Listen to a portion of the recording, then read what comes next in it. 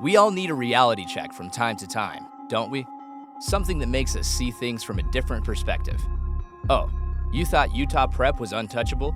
That their super team headlined by AJ Dybantsa was just going to steamroll every opponent in their path? Yeah, a lot of people did. But basketball has a way of humbling even the most stacked squads. And for Utah Prep, that reality check came last November. They walked into the game like they always do, full of confidence, fully expecting Dybantsa to put on yet another highlight reel performance that would remind everyone why he's considered the guy. The narrative was set. The scouts were watching. The mixtapes were ready to be cut. But this time, the script got flipped. Because what happened on that court wasn't just a game. It was a message. A message to all those scouts, to all the rankings-obsessed analysts, to every fan who assumes that talent on paper guarantees wins. Mount Zion didn't care about any of that. They weren't supposed to stand a chance. A 6'1" guard, someone the so-called experts barely had on their radar, went head-to-head with a roster full of future D1 athletes, and he showed out. Utah Prep had everything. The talent, the expectations, the spotlight. But Mount Zion, they had something even more dangerous. Nothing to lose. And when an underdog has that kind of fuel, they can do the impossible. I mean, everyone who follows high school basketball knows Utah Prep. Sports Illustrated ranked the team as the 5th best high school team in the nation. They're not just rolling out Dybantsa, the future BYU star who's about to cash in a ridiculous $7 million payday next season in Division I. Nah, they're not just leaning on the guy that many consider the best high school player in the country. They've got more. A roster stacked with talent. This isn't just a one-man show, it's an arsenal. And when you put that much firepower on the floor, the expectation is simple: dominate. In fact, they have no less than 2 other players in the ESPN Top 50. Guard JJ Mandequit is one of them. The Hawaiian, ranked 47th, is a guard with great upside. He excels at playmaking, slashing, and defense. A perfect guard who complements AJ's style. But he's not the only one, because the 6'11" center, Xavier Staten, is considered one of the best rim protectors in the entire class. Not only is he ranked 35th among prospects in the class of 2025, but he'll also join AJ at BYU next season. Now, on the other side of this showdown, the Mount Zion Prep Warriors. And let's be real, they weren't exactly the talk of the town. Sure, they had been winning games, but not against this level of competition. Not against a team like Utah Prep. So when this matchup hit the schedule, you better believe they circled it in red ink. They knew the odds. They knew it was damn near impossible.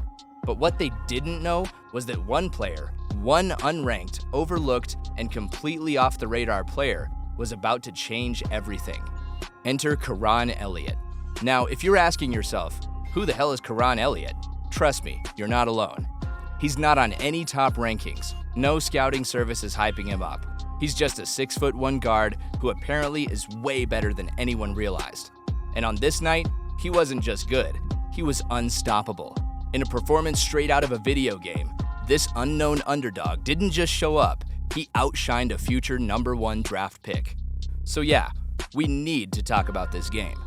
Under the bright lights of the 5 for the Fight National Hoop Fest, with scouts locked in, AJ set the tone. After lighting up Columbus with his scoring, he shifted gears. This time, he wanted to prove he could be an elite playmaker.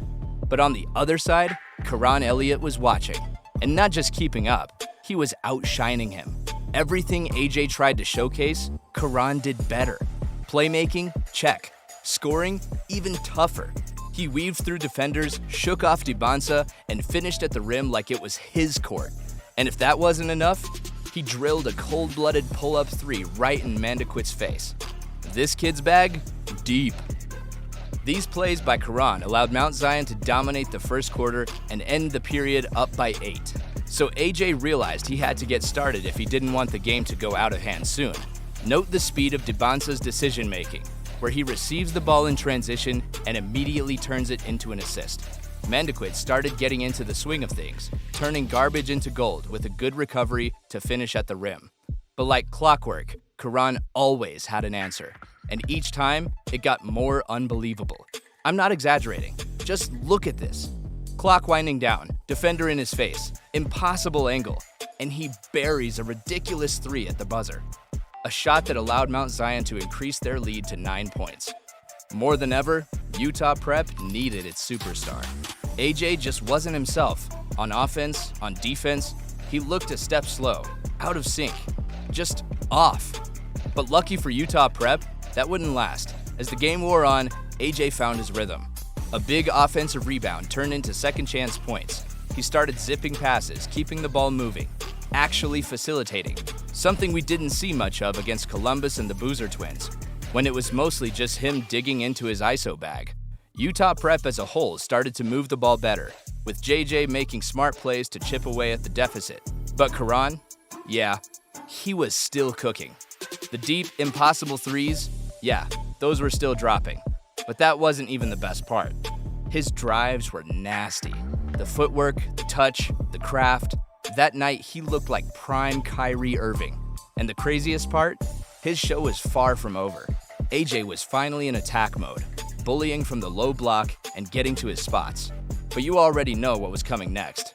Quron, once again, another absurd shot clock beating three.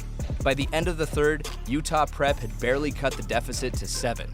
Quron wasn't just hanging with the #1 player in the country, he was stealing the show.